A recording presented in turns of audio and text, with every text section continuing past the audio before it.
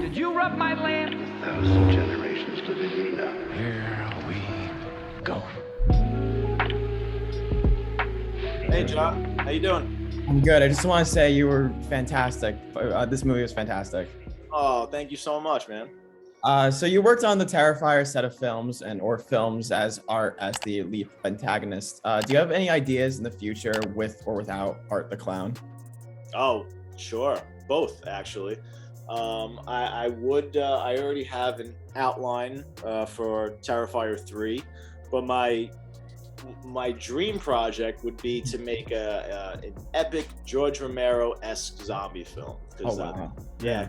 The zombie subgenre is my favorite subgenre of horror, and I would love to. I feel like nobody's quite captured that essence of the original Romero trilogy.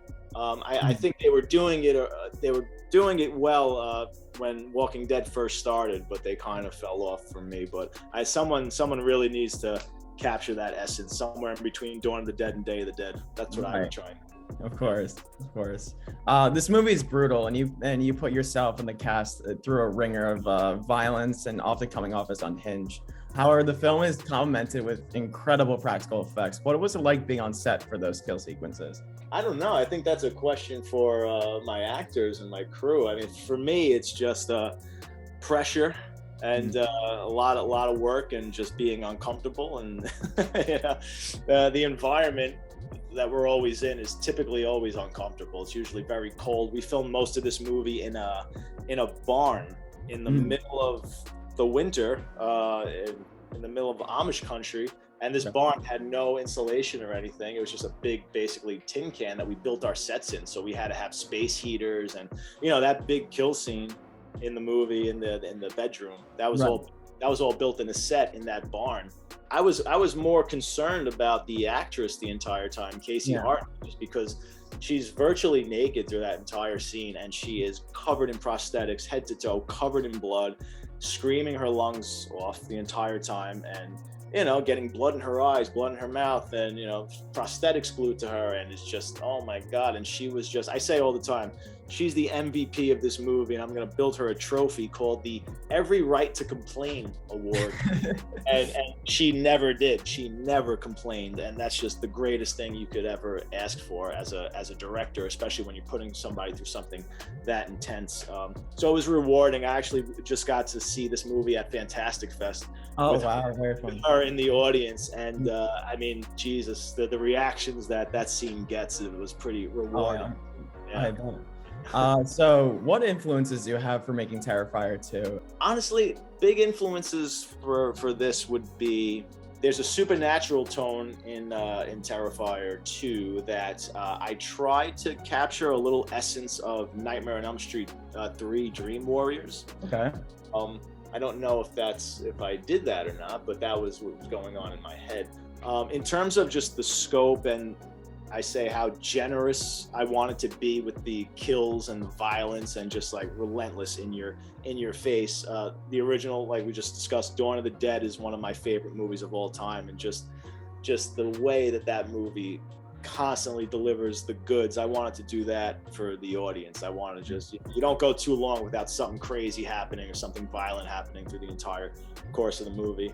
Exactly. But that was also heavily influenced. Once you see the movie, you'll know, and I think probably will be one of the most polarizing aspects and surprising aspects of the movie is this heavy fantasy sort of mystical element.